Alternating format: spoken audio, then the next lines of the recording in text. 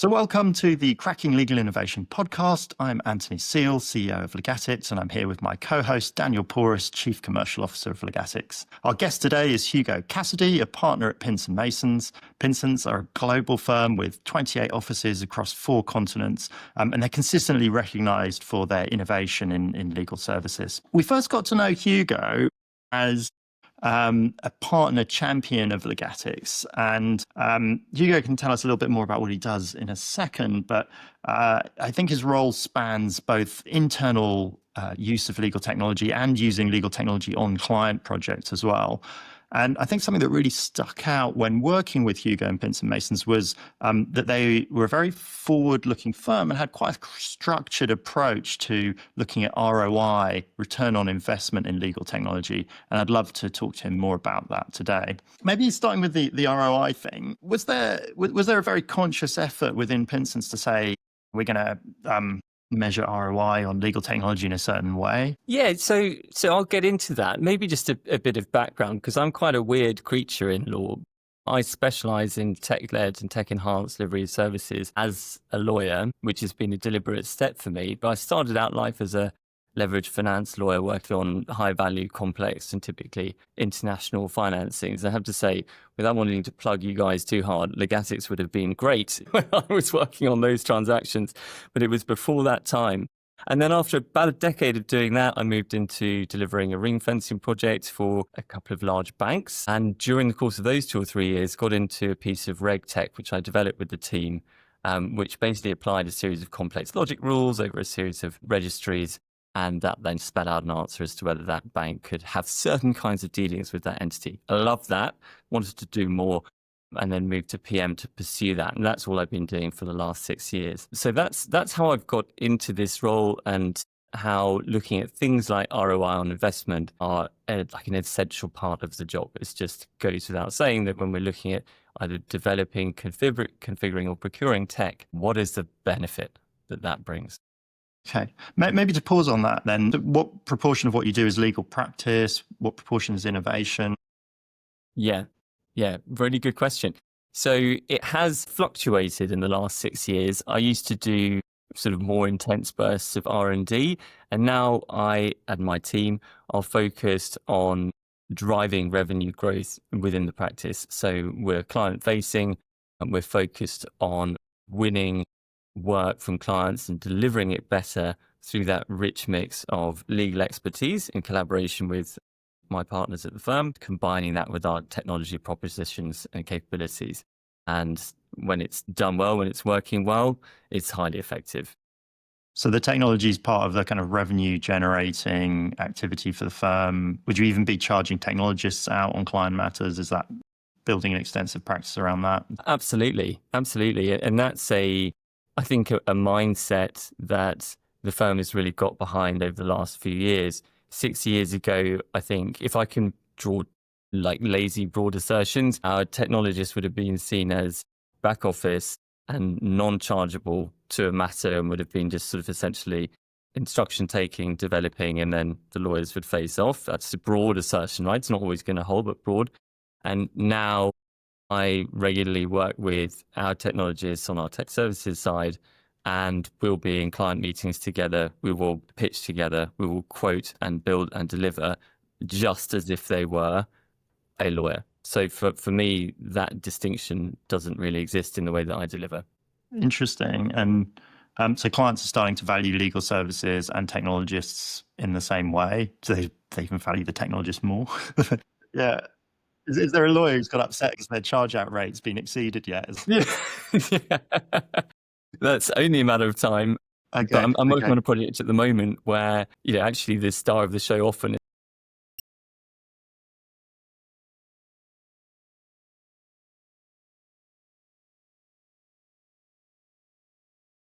a bunch of documents with permissions and user groups, and admin rights over the top, just to sort of make a legal function work more efficiently. But that is impossible without a really good technologist who's completely in the weeds of what's going on and gets what the lawyers are trying to do as much as the lawyers do. So that's a good example where they are absolutely critical part of the team, perhaps more so than, if I can say it, anyone else. including me. I think one of the things that always attracted me about becoming a technologist was that break between doing one unit of time and having one unit of impact. So you could suddenly create something that software just runs many, many times, and you're solving problems that go on forever. And I do think like the value of that is huge. And it's fantastic to hear that clients are starting to very much valuing that. Yeah, absolutely. It doesn't always have to be some bespoke piece of software that's been developed or highly configured for a client. Again, moving back to transaction management software like Legatics, that now is, after quite a lot of, and we can get into this, quite a lot of effort on my side, the team's side, and others, champions within the firm, to drive its adoption. Now, in parts of the firm where it's well suited, is, I would describe as BAU. People would use it like they use Microsoft Word on a matter. First thing, how are we going to use Legatics to configure and set stuff up and share documents to clients? How are we going to do some soft hacks to do stuff it wasn't designed to do, but actually it can do really well, and that will give the client, better insight or transparency as to what's going on. And for us, that is always just improving both the lawyer experience and the client experience. And so what you guys have done there is just produce something that we can continue to switch on for matters, and it works really well. Interesting, Hugo. So it sounds like the nature of your work has some that's more kind of collaboratively sitting down with the clients to develop solutions for them, and then some will be more, how can technology support them in more of the standard work that they're doing. Which, how are you actually, I suppose it comes down to the ROI question, but more just from a value perspective, what are the types of value conversations that you're having with the client in both of those settings? Because it sounds like one would be much more about, there's a particular outcome that maybe you're driving towards, and technology is going to be much more front and center to that. Yeah. For others, it's traditional legal work, but technology is going to be part of the way in which you're providing the services. So how do you navigate the value discussions with the client? Yeah, really good question. So I would divide those two worlds into two pillars. I call one pillar grandiosely sophisticated solution design. And that's where we're building something that's essentially build and dispose. So it's so specific. It's for a project to help execute. It could be libel repapering a few years ago. It could be a large remediation project, lots of configuring to deal with a specific process and so on. But you spend a lot of money and effort to design the processes, structure it in technology, roll it out, and then wind it down and decommission. For that, you are always trying to balance what the cost of that development is against the benefit. So I've worked on a couple of remediations recently with very different flavors. And one of them was quite relatively short in time scale, relatively simple. And whilst I would have loved to have developed a more sophisticated solution to support it, it simply wasn't worth the ROI, because as a proportion of total spend, we had to look at, well, if it's getting to a certain percentage over what the total fees are, it is looking out of whack, and it's not going to deliver a sufficient time saving to make that worthwhile, versus a sort of a more complex and long running one where it was a very much larger build, very much more expensive, but there was simply no way of doing it in another way given the scale. So that will definitely always be a factor. And sometimes I have to restrain myself because it's unsatisfying to build something that's a little basic, doesn't, it could be better, but actually if there isn't the money that's coming back or the value that it's generating, you have to go, this is good enough. And that's a good conversation to have and to recognize up front. The second pillar is what I call process enhancement or transformation, where you are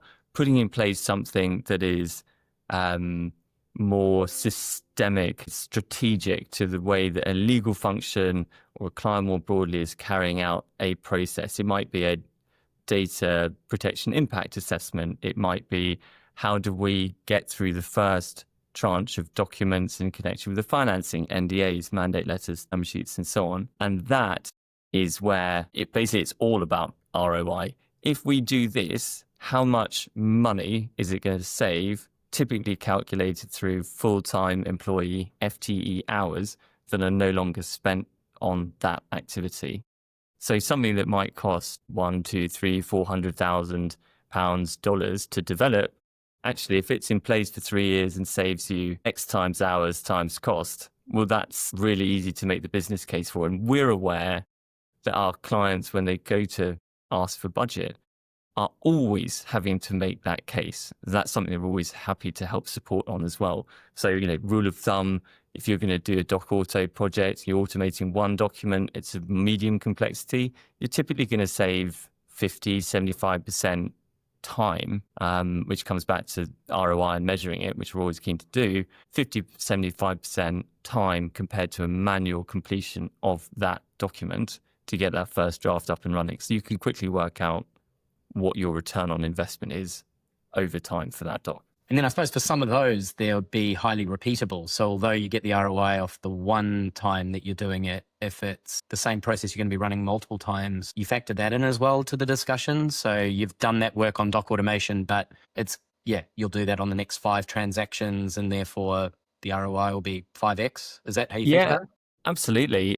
Actually, I've just sort of been engaged to help an institution on the doc auto project. We do quite a lot of doc auto. It's not everything we do, but it's obviously a hot topic. And the conversation went, it's going to cost this much, sort of 5-figure sum, not too high, this much. And the reason why you would do this and invest in that and give us that cash is because we will then cut the cost of production for your template by half.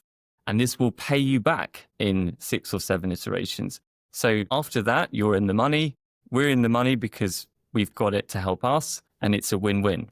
So that was just quite a simple conversation because the case was so commercially compelling.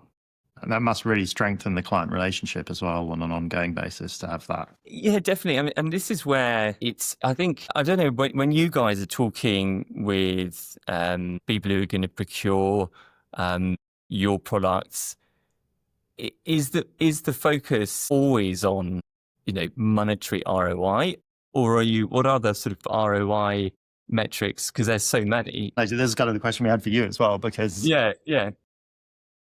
you get a lot of firms like, we're going to run deals without Legasix, deals with Legasix, we're going to compare. What was the time saved? And I think people jump at efficiency quite a lot as well. But we debate, what do we put in our marketing? What do we put in our sales decks? What are the messages that we put out there? Because I think it's much broader than that. Like, I like to think of us as giving a digital front door to the transaction and changing the client's experience of the transactions. How did the client feel about the transaction? How did they get updates? Do they feel that the firm they're using is in the 21st century? So similar to the sort of investment firms might make in their law firms have some of the most incredible real estate. If you go around London or New York or something like that, like all of the best real estate law firms, and their client meeting rooms are incredible. And you think, like, I don't know, how do they calculate the return on the biscuits or the really shiny like surfaces of the wall art? And I think that's harder. And I think some of what we do is about that client experience piece. And the client goes, yeah, that was great. Like, it was all organized. I could see where everything was going on, and I want to.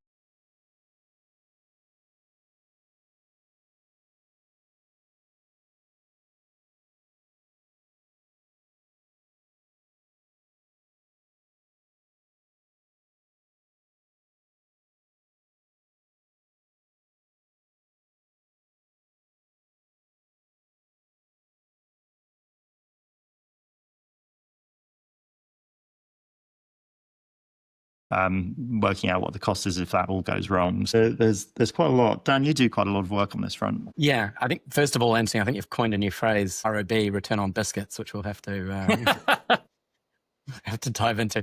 I think what I find fascinating in the conversations I have with different firms is the challenge that they do face and the very different approaches that they take to thinking about return on investment. And obviously the quantitative and then the qualitative aspects, both are very important. What surprised me somewhat is how important the qualitative over the quantitative are, for a lot of firms, particularly early on. So, and this might be different. I'd love your view, Hugo, but I'll sort of let you know what I'm sort of seeing from the others, and then we'd love to get your view from a Pinsent perspective. But seems to vary over time as well, and probably depending on the different technology that you have. So it sounded like with a doc automation, you've got a specific ideal goal or outcome from it, which is we're going to put the work up front into the templating, and we're going to get an outcome in deal 1, but then we're going to get that further return going forward. With something like Legatics and transaction management, you need to be bought into the end goal of what it means to be running a transaction more efficiently. There's an acknowledgement that there's a behavior change piece to it,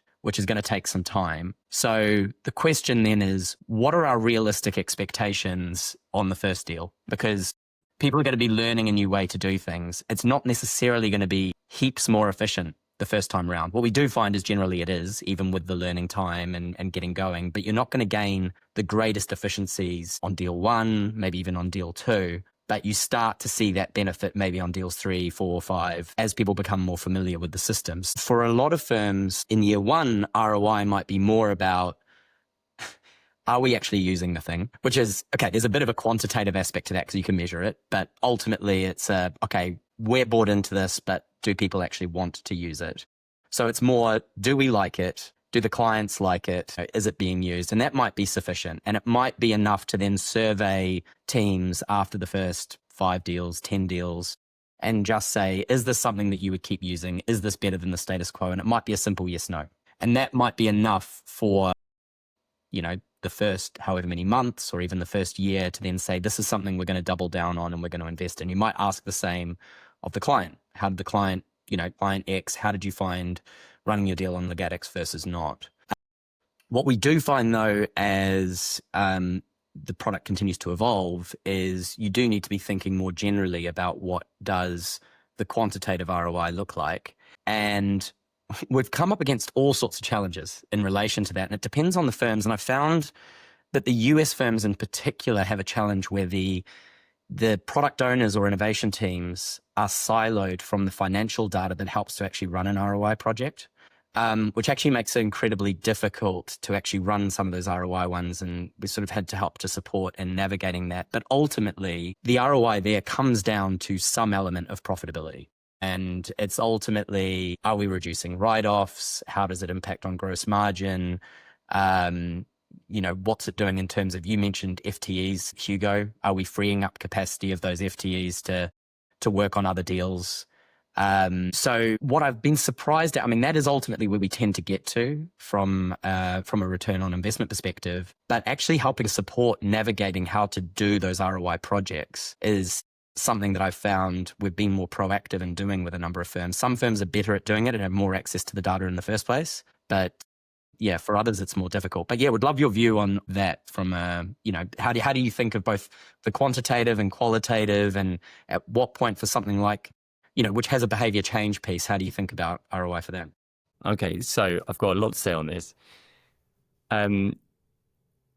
Qualitatively, or if we're talking about qualitative analysis, it's a bit harder to get a business case through for investment if your argument is, we quite liked it, people who used it quite liked it. I think people will like it because people will go, that's fine, but over the course of 10 years, it's going to cost us this much money, and we probably need to work out how much liking that is worth in cash terms. So actually, what's it going to deliver? So I'll put a sort of pin in that, and we'll come back to qualitative, because actually I think it's much more important than that. When it comes to trying to assess the quantitative impact of software on a process, for example, it's a bit like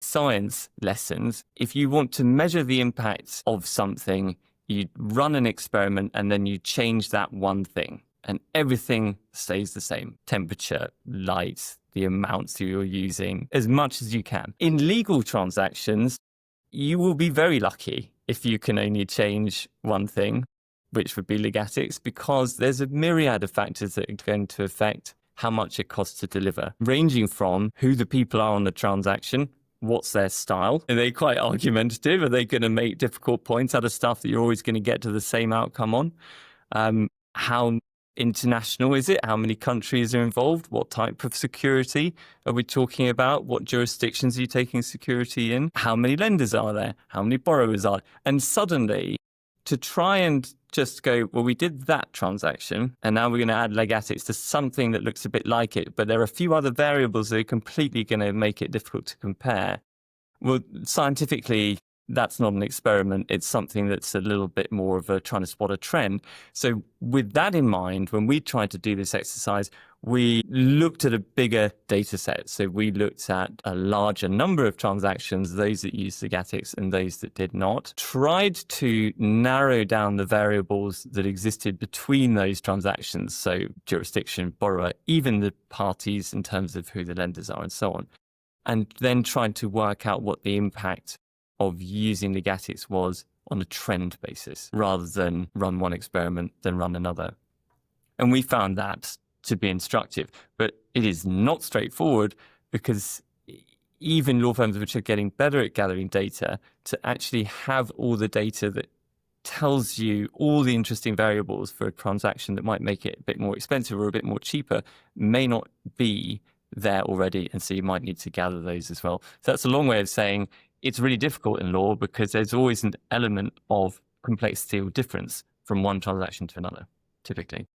I love this conversation because I have a science background, and basically most stats in science, or I don't know, like beauty industry products, or like business stats are just, they always offend scientific principles within me. So I've sat here and thought, what's the statistical significance of, what do you need to prove out a certain R value or something like that, and how many data points do you actually need? And if you look at a lot of marketing bump, there's, really small sample sizes, huge variance in the underlying data. And I agree, it's really, really hard to do something at a larger scale with a larger sample size and basically a kind of multivariate analysis. That certainly inspires the scientist within me. And I think that's something that I was really interested in your approach, because if you do just do it on one deal, it's really hard to draw conclusions, because they are so different, and you're not controlling for all those things. Exactly.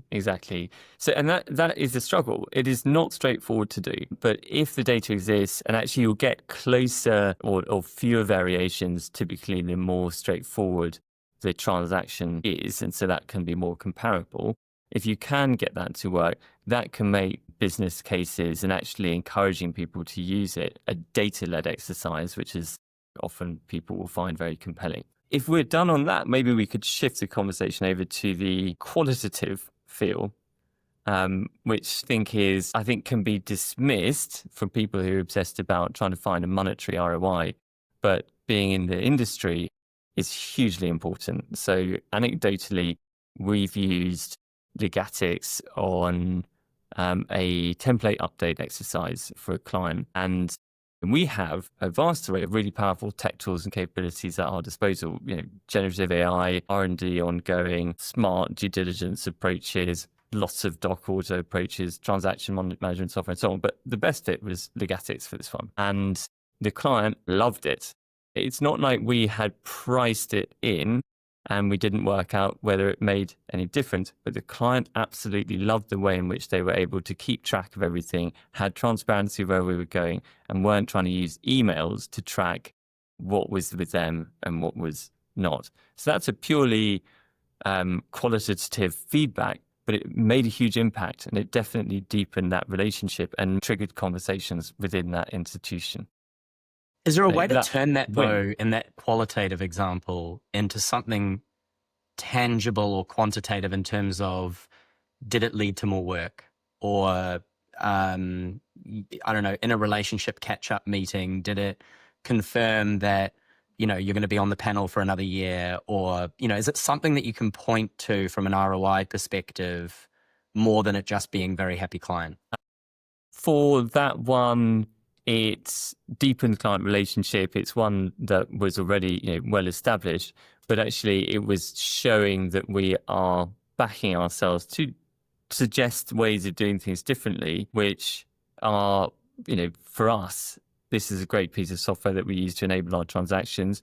We can do other stuff in different areas, which is maybe more complex and more bespoke, but this is perfect for helping with this transaction. So it was a client deepening exercise. I guess the other sort of qualitative metrics is maybe reputation. I guess deepening client relationships is just another facet of that. A quality of life is definitely a big one. So as a partner, I'm often working across a number of transactions and need to stay on top of where we are on those. and where the document is that does this, and where's the design collateral that does that, and what did we share and when. And something like Legatics for me is completely invaluable because it allows me to hop between matters, easily see where everything is, see where the statuses are, see where we are on confirmations, and it also keeps a great audit trail. We're using it at the moment, for amongst other things, on a matter to track confirmations and queries because we're designing this application for an institution and we're raising design queries. They put their responses in, and then you've got a perfect audit trail of that conversation, which is obviously really important. That sort of quality of life aspect and increasing scalability of my time is I guess you could say you could quantify that in money terms, but for me, it's more like a qualitative experience. I've got a question just to go back slightly on the quantitative side, but it'll probably lead in a little bit to the question of who you're proving ROI to within the organization, who you need to get buy-in from. But I know something that Pinsent quite successfully did and a few of our other customers have done is actually showing quantifiable impact on something like Legatics. Using Legatics as the specific example on gross margin. Just diving into the detail of you talked about the experiment that you actually did, but what comes into that calculation for gross margin and how do you think about it? Is it on a deal by deal basis? Do you think about it more holistically? Because I suppose the question for me is, if you're improving that on a one deal basis, is that fewer FTEs that are actually working on that deal? And then do you need the additional work that's ready to be deployed on for that actually to be valuable as the company as a whole? I'd be curious for you to kind of talk through a little bit how you thought about gross margin, the inputs on there, and how that impacts the wider business. Yeah. So, I mean, a lot of work that we do increasingly, particularly in the transactional space, is done on a fixed cost basis to give clients transparency and certainty as to what a transaction would cost. And actually, within certain degrees, a transaction of a certain nature and characteristics with relatively, a good degree of accuracy, you will know how much work it will require to complete that piece of work. So every time you are, for example, spending time getting up to speed with where that transaction is or familiarizing yourself with the status, that's not value add time as such. That is just time that is being spent on the matter that essentially is eroding the amount of headroom you have on your fixed fee or taking you over it. And all of that will then make the matter less economically beneficial for the firm, and actually taken to extremes might trigger a negotiation. So anything that can remove inefficiencies, like where are we on this, or they missed that email, or this counterparty didn't know that this thing was with them, is obviously going to be really helpful because all of that is friction, it's inefficiency, it's not productive for the matter. So we would always be trying to eliminate that. And obviously Legatics is tool of choice when it comes to trying to smooth out some of those bumps. Is it true that not all time is equal then? In my mind, there's categories of time, and maybe it depends on your fee structure as well, but there's categories of time that are more valuable to write off. So anything like generating a transaction binder, that might have even happened after the final bill's been issued. And there's also sort of things I feel like clients are more willing to see on the bill, and things that deploy lawyers for the things that you think, the lawyers really bring value to, which is like strategic advice, really thinking about the law. I feel clients are much more willing to pay for that than they are willing to pay for process management type things or non-legal specific tasks. Yes. Yeah, I think that's right. Sort of jokingly referring me to a cartoon or a meme. I can't remember exactly how it goes, but basically there's the clients at a restaurant perusing a menu and they've just gone burger and chips. And in the kitchen, the lawyer is massively busy trying to create a souffle and like fillet of steak with dauphinoise potatoes. And it's like trying to bringing to life that mismatch that clients sometimes just want something that does the job. And lawyers can get maybe too involved in creating the perfect outcome, but that's expensive and it's not what the client wants. Ultimately, when that dish lands on the restaurant table, you might get a query, well, it's kind of too complicated. Yeah. It's too much for what I was needing or expecting. Yeah. The mantra when I was practicing was be more commercial, be more commercial. Clients love it when you're commercial, be more commercial. And to be honest, until I went outside of law and started running a business, I don't think I really ever understood what that meant. And there just is, I don't know, I found there was a slightly different way of thinking about things, just worrying about things that were academically interesting, but just so unlikely to ever happen that it's just not worth spending time on. Maybe that's a digression, but yeah. No, I agree with that. And my role strays into the operational as much as it does the legal, and it forces you to be very practical. If you're going to do something at scale, it needs to work. It needs to not be susceptible to user error, because it will happen. It will happen at scale, and then someone's going to have to fix it. So it makes you very practical about how you're designing processes and delivering projects. Obviously, it doesn't go perfectly every time, but each time that it doesn't go perfectly is a reminder of just how important design and operational reality is to a project. With the best legal advice ever delivered, it kind of doesn't make any difference if you can't implement it in an effective way. Yeah, I think lawyers really struggle with that idea of good enough. And, going back to what you're saying about having a piece of technology that, maybe it's not worth building the best UI on something that is functional and you're not going to keep forever. Yeah. And I do wonder, I've worked in different approaches to the client experience. And I guess at one end, you could have the Rolls Royce fully curated. We're just going to waft you through the process and make you feel as absolutely comfortable as possible, and that you don't have to put as much resource into it as you might think or as you might expect to, versus, here's, for example, the platform, use it to check where things are. If you email us, we're just going to refer you back to that because that's the single point of truth. And if you work in this way, it's going to save you time and money. And so it's, again, that tension is, what does the client want or expect? Do they want the curated, you just tell me everything that I want to know and that's it? Or are they happy to do a bit more of the self-serve? For example, working with a transaction management platform and using it and changing their behaviors to do that in order to create a more efficient overall process. Hugo, I'd love to just, on the gross margin, because I understand from the experiment that you did, you got a tangible gross margin impact from the deals that used Legatics versus those that didn't. And what we've seen both with Pinsent and some other firms that have done that is that's been instrumental in really getting engagement from senior partners within the organization, which really helps from an adoption perspective, but it also helps from that other sort of senior stakeholder buy-in, whether it's the managing partner, the COO, the others within the organization. Can you maybe talk a little bit about some of the impact, whether it's the Legatics or something else that you've done in terms of how that's helped with adoption, helped to get that broader buy-in for legal technology within the organization? Well, certainly. The further a story goes from the source, the less the qualitative aspect carries through. So you can have an amazing story about a delighted client, but by the time it's gone through 10 hands and has arrived at senior management level, it's kind of lost a bit of its power, whereas numbers are the same regardless of how many hands they have passed through. So if you can say, listen, we delivered this piece of tech, or we used it on a project. Actually, there was something that we, as a firm, developed on a real estate transaction, which was specific, I think, to that transaction, but has other sort of capabilities that could be used. And the way in which that revolutionized the process had a positive GM aspect to it, because we were able to deliver it faster and cheaper than we originally thought we would. And the power of that story is because in an industry where it's highly competitive, there is great pressure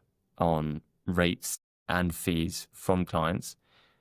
Anything that can squeeze a little bit more out or make something commercial that previously wasn't is something that senior management is going to be really keen to support the uptake of and will continue to drive it. And that's where qualitative can mean that even in the short term, if people's quantitative even in the short term, will mean that people may just have to take a qualitative hit on their experience as they learn something new, they change behaviors, but that then pays them back once you've gone up the learning curve. And ultimately, do you feel you're proving ROI for? We talked about the senior management there. Like, you're needing, if there are tools that you've seen the benefit of, that you want to make further investment in, get the wider buy-in, there's obviously a decision-making process within a law firm as to what technology you do double down on. There are so many different tools now that, there's a lot of noise about to get approval. You can't do absolutely everything, and costs do rise for a lot of these tools that are based broadly on, usage. So who do you find that you're proving the ROI for within an organization like Pinsent? So this one's an easy one, which is if it's enterprise software, whether it's client-facing or not, that will typically be something that we need to take internally and prove why we need it by reference to the types of projects that we could use it on, or by reference to pilots and studies that we've done on the benefit that technology brings. If it's something for a tactical purpose, whether it's a long, complex project or something a bit shorter, typically the client is going to pay for that as part of the project, and they would do that, and we would tell this or work this story with them. They would do that because if they do it, they're going to save money by making processes more standardized, reducing the number of people that you need on the project, increasing speed of delivery, making it more scalable, all of those metrics and characteristics that technology can unlock. So that then becomes a decision for the client as to whether they want to buy the tech or help configure and deploy it. And pretty much always that answer is yes, because actually as tech gets more powerful, quicker to deploy and configure, just the returns on it become easier and easier to show. Yeah, I think clients are often up for this more than the lawyers are sometimes. Like you see the client enthusiasm, the lawyers are like, if we do it this new way, then maybe the client, or we don't know how the client will react. And usually the clients really love that kind of conversation, which is like, how can we transform the delivery? Going back to the central, we're going to use something across Pinsent's thinking. I think I see that vary in a lot of firms, and I think you see firms that are run with a lot more central business thinking, and this goes to technology, goes to other areas as well. And then you see firms that are almost like an amalgamation of small businesses, which are different partners' practices. I think that actually speaks quite a lot to Pinsent's being a firm that profitability, that how you operate is thought about more centrally. What's the client experience? What are we delivering? What's the kind of brand even across the firm is stronger than sometimes we see in firms that really are just an amalgamation of partners' individual practices. Yeah, I would certainly agree with that. There's been a high level of senior stakeholder buy-in to innovation, slightly tired word, but still does the job. Innovation as a means to be more competitive, to deepen relationships, and to stay ahead of the technological curve, right? Imagine if you were starting a law firm, or you running a law firm, and you hadn't started making forays into transaction management software, generative AI, Doc Auto. You're going to be at a huge competitive disadvantage, because if you're trying to win work from clients, and that client's hearing stories from all the other firms about the difference tech's making to the way they're going to experience it, the cost that they can deliver it for, speed, reliability, you're just going to look a little outdated. So we've been on to that for a while and had really good management support, senior management, senior stakeholder support to drive this forward. And that comes in loads of forms. But personally, for me, it's really, my job simply wouldn't exist if that support wasn't there, because all I do is tech-led and tech-enhanced delivery of legal services. So I don't do a typical banking transaction. I mentioned that leverage finance is where I started and did that for 10 years. I don't do that anymore. Unless there's a tech flavor to it, I leave it for other people, because there's fewer of me than there are of them. It's a very in-demand skill. There's not many people. The technologies and demand is growing faster than the number of people with the skills and the availability. So I think that's right. And it's, I work with partners, and when I work with them for the first time, I think they find it an eye-opening process, and they recognize this isn't just someone who's got a a crib sheet of tech and what it can do, and then just goes, all right, well, that'll do the job. You can use that. Actually, there's a lot more to it, even at the level of something that's more out the box like Legato. It's how can you, soft hack it, standardize it, improve it so that there's a sort of more basic version you could show a client, or something that's really singing because of the way it's been designed and set out, all the way up to sophisticated solution design using bespoke development and engineers and so on. And that can be, when partners see that in action, they go, I really get this now. I get that this is actually a skill set that requires experience, the ability to plan, bring in the right stakeholders, what kind of collateral you need to put, everything down to testing. There's a whole world out there that to do well needs to exist, and that's what I'm bringing. I'm quite interested in this question of having done it before and having been a practitioner being a really powerful way of driving behavior change. And I think there's positive ways of looking at that and negative ways of looking at it. The positive way is that you really are experienced in transactions. You've been there, you've done it, you understand how to convey that to someone. And then I've got this kind of sneaking suspicion as there's a kind of negative to that like lawyers, it's a prestigious profession, and there's a kind of slight prejudice for somebody who's not a lawyer coming along and saying like this is how we should run. And I think maybe even having the partner the partner title might help with that. I'm curious for your perspective on that. Yeah, I'm always reading books on this field and articles, and one of the simple, I guess you'd call it cognitive linguistics, which is how do words inform thinking and how to express it.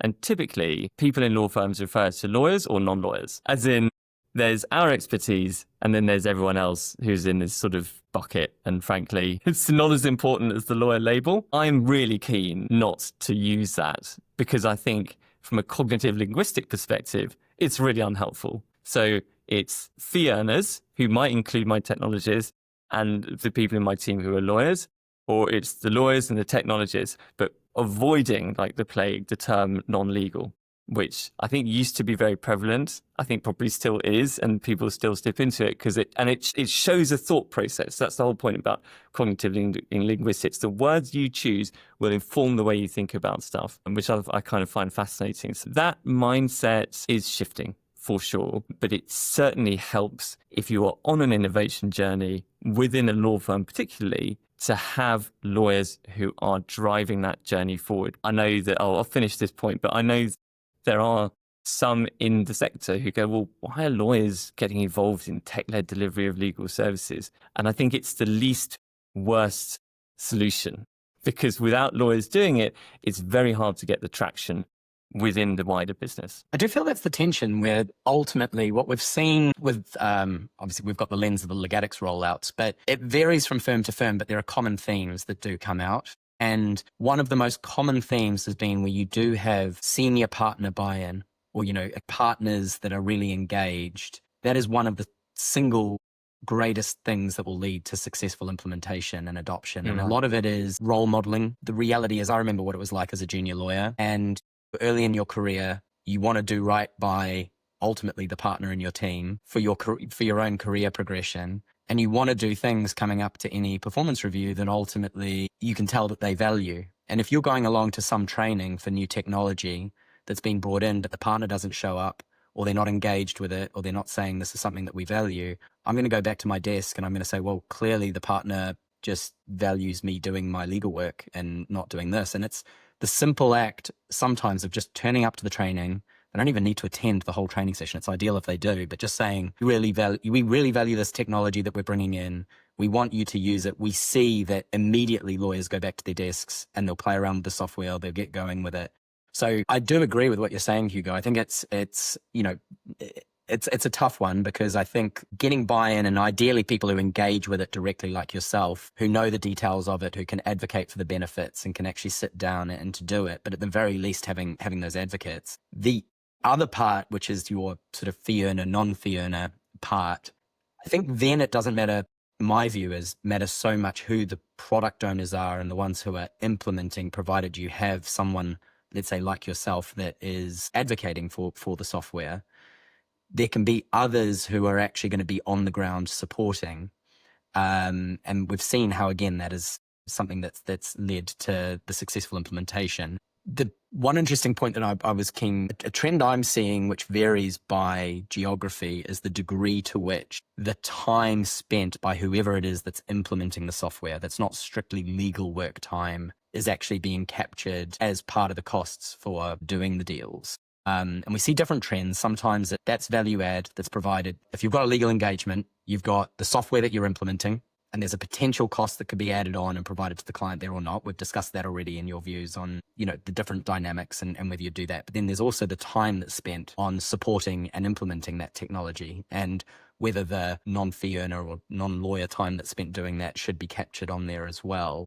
And what I am seeing is some places some firms and some geographies will not charge for that, and others are capturing everything. So a trend I'm seeing in Asia, for example, particularly Australia, is a trend that they charge for everything. They will charge for the technology, they'll charge for the time that supports the implementation. And there seems to be a willingness on the part of the client to do that. But what we also see in as a counter to that is it can impact on the adoption. So I don't know, I'd be interested, what are you finding in terms of, are you actually finding that all the time is charged, whether it's fee earner or not, on deals where you're implementing, or is that seen as value add? And it sort of goes ultimately to that gross margin point that you were maybe mentioning with the nature of the arrangements that you have. Well, for something like Legatic, it's without wanting to, what's the word? Well, without wanting to look like I've been commissioned to say this, it's so intuitive and well designed that actually our junior lawyers have the skills, and our trainees, and indeed our paralegals, have the skills to set this up. And that would be very much chargeable as part of the running of a matter. No question. Like, that just should be, because you're either building a CP checklist in Word and then showing that round, for example, or you're building it in Legatics. Why should it be different? Particularly if one is actually delivering you long-term benefits and advantages. Where we are doing something more bespoke, so engineering, configuring and so on, then that would also be chargeable, because actually we have so much demand for technology time for client-facing work. We have to have a way of prioritizing it. And one of the ways in which we do that is monetary, right? How much is the client paying, or what difference is this going to make to the delivery of this matter in monetary terms for us? And so that time is both factored in at the prioritization stage and the work winning stage, and then is also very much encouraged that those technologists would record time against the matter so that then it can be tracked, because they are as much of the fee earning team as the lawyer team are. Do you have challenges, Hugo, which I know some firms face, though, that when it comes to then having to write off time, that the technologist's time is some of the first to get written off versus the fee earner's time, or is it seen sort of equal? I've seen a bit of a trend sometimes where, it's easiest to write off some of the technology. Yeah, how do you deal with that? Yeah, well, so to rephrase, is the non-legal time less valuable? No, I would find. This is what I find bizarre, right? But it is something that I've seen as with some firms. It's a cultural point, but it's cultural, completely cultural. Like, why? There's still a cost to the business. That time has a cost. It's been used to deliver a project for a client.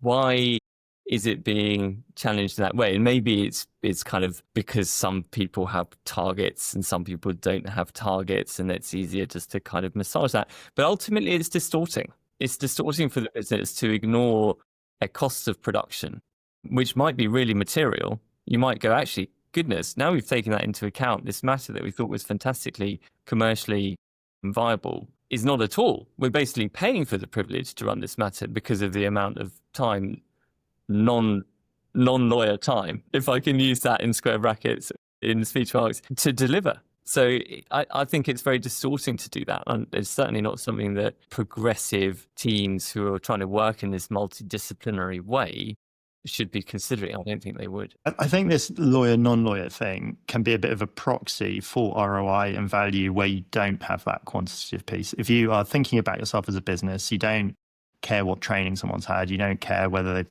They call themselves a lawyer or a non-lawyer. They are somebody who is delivering value on the project. Yeah. And the more you're measuring that value, the more you're pricing that value, you're saying like who's willing to pay the most for the available resource on this value. Yeah. The more you're just running a business like a business, which is often surprisingly absent in legal practice, whether that's the billable hour, the culture, protections industry, whatever you call it. But it is a business. There's lots of things against service delivery. You value them, you charge for them, and it's much more like how clients think about their own business, which doesn't have some of these distortions. And yeah, I think some of those things happen in the absence of knowing what the value is, measuring it, or taking a more structured approach. And that's what I love about what you guys are doing is I think it probably creates a better place to work as well. No, it's great. It's very collegiate. We avoid, and I don't think we have the sort of us and them culture that I'm sure persists in other institutions when it comes to lawyer, non-lawyer, again, in speech marks. And it's really fun to work with people from other disciplines and skill sets and expertise, and to respect the value that they're delivering and not treat it as an ancillary or a bolt-on or a support, but actually just a primary delivery of value to the client, which is exactly what they represent. Yeah. Couldn't feel more strongly about that. Conscious of your time, but appreciate that different firms are at different stages of their kind of journey with legal technology, but also their approach to quantifying return on investment. If a firm is sort of more on the beginning phases, like what tips would you have for them in starting to think about measuring ROI? So we've talked about quantitative and qualitative. What would be your tips for approaching it? Yeah. Okay. Pilot it on an appropriate work type. So there's no point giving a piece of transaction software at all that was designed to do a particular work type if the people who are trialing it simply don't carry out that kind of work. And that's clearly a waste of time. And a pilot over 5 or 6 months, for example, to work out how people are using it, what are the behavioral challenges, what are, one example was at the outset of trying to drive adoption of legatics within Pinsent is we found that counterparties weren't as progressed on their journey and didn't want to use it. That's quite annoying. So pilot it, work out what behavioral change you need from the stakeholders, both internal and external, get feedback, what was working, what was not. And then if it's possible, try and carry out quantitative analysis, subject to all the caveats we talked about earlier. It's really quite tricky to do this well because the scientific method when it comes to comparing transactions falls down quite quickly just because of the nature of those. So maybe then you're also assessing the qualitative aspects. How much did you like it? What was the difference it made? If you had to put a finger on it, what kind of percentage time do you think it saved? Because also when people are recording time day to day, this is a phenomenon of working in a law firm as a lawyer. You go 2 hours 30, reviewing conditions precedent, uploading onto legatics and notifying counterparty of status. Go and check legatics because they haven't set the email notifications up. And that's 2 hours and 30 of time. How much was saved by using legatics? Probably quite difficult to calculate that unless you are trying to do it at the same time. Lawyers are busy, time-starved, not going to happen. But they might say, do you know what, that probably saved me a good 20 minutes. Just a heuristic, an instinct, and try and gather data of that kind as well and why they're enjoying it. Did it help with handovers between team members and so on? And using structured questionnaires to gather structured data that you have done or sort of put together in advance, obviously super helpful. Giving people a free text box to fill out, one, time consuming, might never happen, and you're going to get back data that is going to be quite hard to analyze at scale. So even if you're not trying to do a numerical ROI through data analysis of us at that level, you should still be gathering your qualitative data in a structured way so that you can analyze it easily and work out where to go. I know with some of the projects that we've more proactively been involved with the firms where they are struggling, for example, to get access to some of the financial data or other parts just for the initial few projects. I think the thing I would say is don't underestimate how acutely aware some of the junior the juniors who are probably most impacted by some of this technology do have a sense for how long certain tasks were taking them to do things the normal way, and then how long it's taking them with the new technology. Yeah. And sometimes I agree with the survey questions, but sometimes actually having one-to-one discussions with some of the key users on those pilots. And I remember some we did in the early days where it was just asking, so I know this is a difficult one to answer, but on average, how long do you think it would take you to create a conditions precedent checklist on this particular type of deal? Okay. How long did it take you?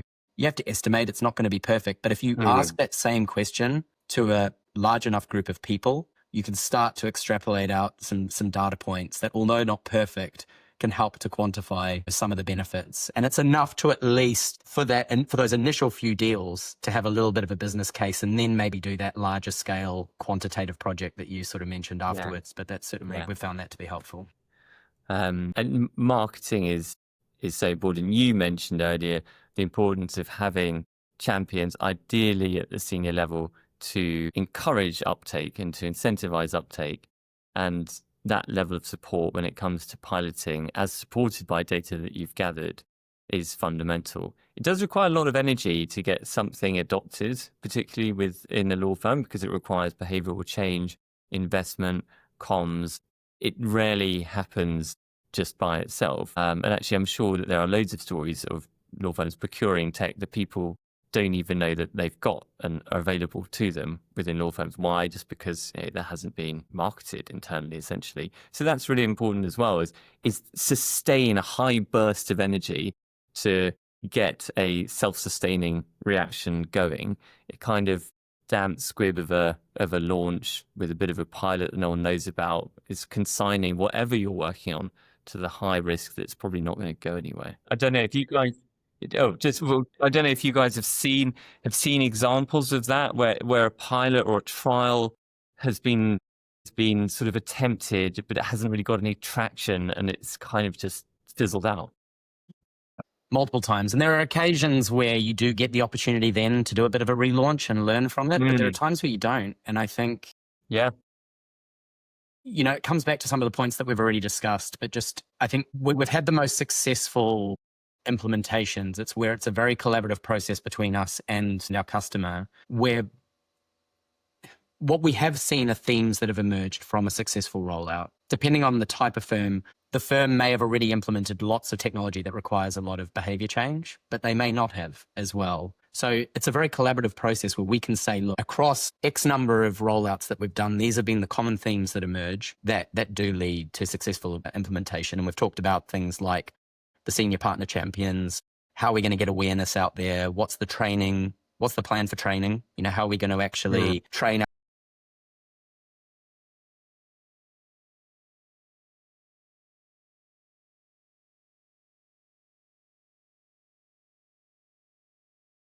actually know how to use the thing? So working on some of that. And then you were talking about marketing. How can we leverage some of that early success? So once we've had one or two good deals, how can we not, as Pinsent Masons, not showcase firm X or Y's use of Legatics, but instead Pinsent Masons' use, and then be able to, showcase that internally, because that's much more powerful. So it's little things like that, but also showing the humility that we're not experts in the culture of your firm, of Pinsent Masons. So it needs to be a collaborative process. So where we do have that opportunity to go collaboratively with the firms, it almost always leads to a successful implementation. Now, success has different levels. It might be, absolutely gangbusters in year one. It might be a staged, okay, it's going really well in these geographies and these particular practice areas, and we've got something to build on. But it's not always the case. And you can come up against barriers, that you didn't expect. And it's about continuing to be able to work collaboratively to do that, and supporting the firm on that ROI journey. I know,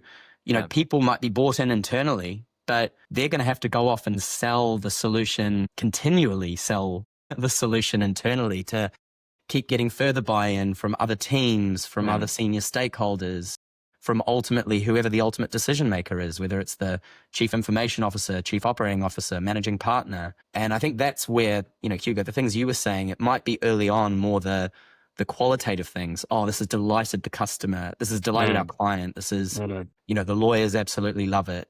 But ultimately, when it comes to getting you're continually selling someone like yourself, Hugo, internally, I'm sure, to get the buy-in for these tools. Yeah. And it's that quantitative, how can we support on our side to help our customers to actually quantify the benefits and ensure the continued investment into these tools? Because we're continually investing ourselves. If our customers are investing in the software, then we can invest in more of the product development and provide even greater ROI, across the board. So it's very collaborative. Fantastic. Thank you so much, Hugo. That was a really enjoyable conversation. I think it shows the benefit of taking a structured approach to ROI. I think that can be difficult. We've talked about some of those difficulties, but the benefit of having a quantitative ROI in the firm and the impact that has when it comes to rollout is fantastic. And I think it's given me a lot of food for thought as well as to what do we value, who do we value, and how do we feel about our work within the firm and how do we operate as a business using metrics rather than things that can fill the void in the absence of those metrics. So thank you so much for a really, really enjoyable conversation. Thank you, Daniel, as well. And look forward to working with you further. Very good. Thanks so much for having me. Have a great day. Thank you, Hugo. Thanks, Hugo.